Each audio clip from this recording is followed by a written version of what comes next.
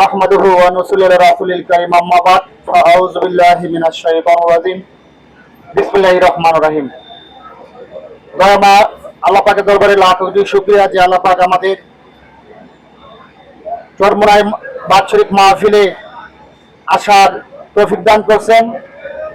এজন্য আল্লাহ পাকের দরবারে আমরা সকলেই লাখ কোটি শুকরিয়া দিই, সকলে বলি আলহামদুলিল্লাহ। প্রিয় ভাইরা, যারা আমরা চরমোনাই ময়দানে নতুন আসছি, আমরা সকলে খুশি না বাজার? আমরা ইনশাল্লাহ আল্লাহ পাকের কাছে সবসময় দোয়া করি, আমি সহ আমরা যারা আছি, আল্লাহ পাক যেন আমাদের এই মিশনের সাথে আমরা যত জীবন আমরা বেঁচে থাকি, আল্লাহ পাক যেন এই মিশনের সাথে হযরত পীর সাহেব হুজুর চরমোনাই নেতৃত্বে যে মিশন চলছে, এই মিশনের সাথে যেন আমরা জুড়ে মিলে থাকতে পারি, এই তৌফিক যেন আল্লাহ পাক আমাদের দান করে, সকলে বলে আমিন।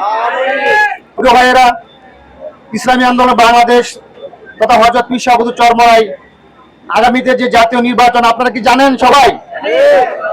ইনশাআল্লাহ এখন কি বসে থাকলে হবে না মাঠে কাজ করতে হবে?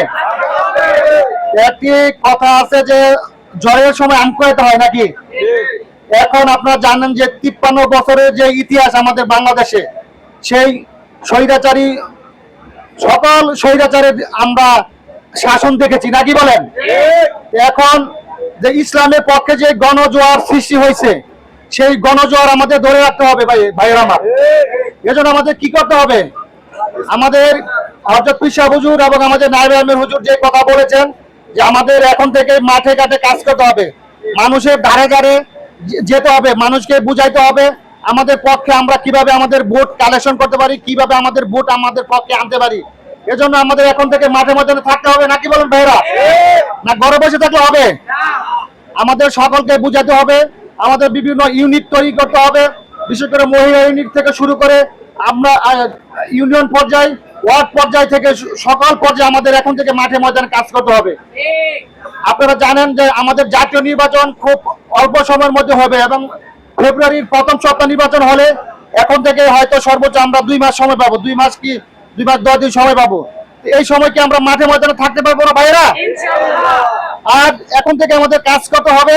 আপনারা জানেন যে বিগত সেই 53 বছর সেই স্বৈরাচার, সেই যে সরকারগুলো ছিল, সেই সরকার বিগত 5ই আগস্ট আমরা সেই সরকার পতনের মাধ্যমে দেশ একটি স্বাধীন হয়েছে নাকি? এজন্য বিগত দিনে যে ব্যাংক ডাকাতি হয়েছে, যে দুঃশাসন হয়েছে, যে অন্যায় হয়েছে, যে অবিচার এই দেশের মানুষের জনগণের উপর হয়েছে, সেটা আমরা আর হতে দিব না ইনশাআল্লাহ।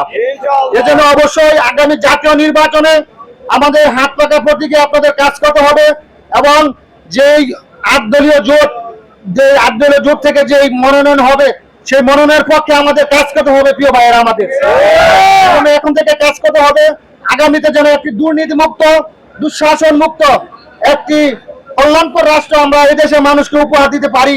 এজন্য আমরা আপনাদের সকলের সর্বাত্মক সহযোগিতা কামনা করি। প্রিয় ভাইয়েরা আমার, এখন আর ঘরে বসে থাকার সময় নেই, আমরা এখন থেকে আমাদের মাঠে ময়দানে কাজ করব।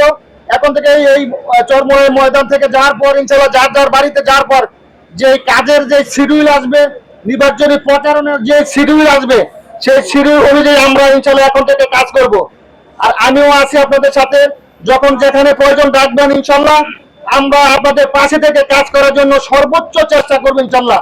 এবং আমি আপনাদের ওয়াদা দিতে চাই, আপনারা যেখানে ডাকবেন সুখে দুঃখে আপনাদের পাশে ইনশাআল্লাহ থেকে আগামীতে এই দেশে কাজ করবো ইনশাআল্লাহ। এবং ঢাকা 19 তথা সাভার আশুলিয়ার যারা আছেন সকলকে উদাত্ত আহ্বান জানাচ্ছি, যারা আমাদের সময় কম, আপনাদের যেখানে গণসংযোগ মিছিল মিটিং যেখানে আহ্বান করা হবে সকলে আসবেন তো সকালে ইনশাআল্লাহ, যেন আমরা আমাদের গণসংযোগে কোথাও গিয়ে যেন লোকজন কম না হয়, ভাইয়েরা যেন কম না হয়। আমরা আমাদের ওয়াজ মাহফিলে যেরকম লোক হয়, আমাদের মিছিল মিটিং এর জন্য সেই লোকগুলো আপনাদের পাই ইনশাআল্লাহ। এজন্য সকলকে আহ্বান জানাবো, আগামীতে দুর্নীতি দুঃশাসন মুক্ত একটি দেশ, সন্ত্রাস মুক্ত একটি দেশ, একটি কল্যাণকর সুখী সমৃদ্ধিশালী একটি দেশ যেন আমরা এই দেশের মানুষকে উপহার দিতে চাই। এজন্য আমাদের জাতীয় সংসদে যাওয়ার প্রয়োজন।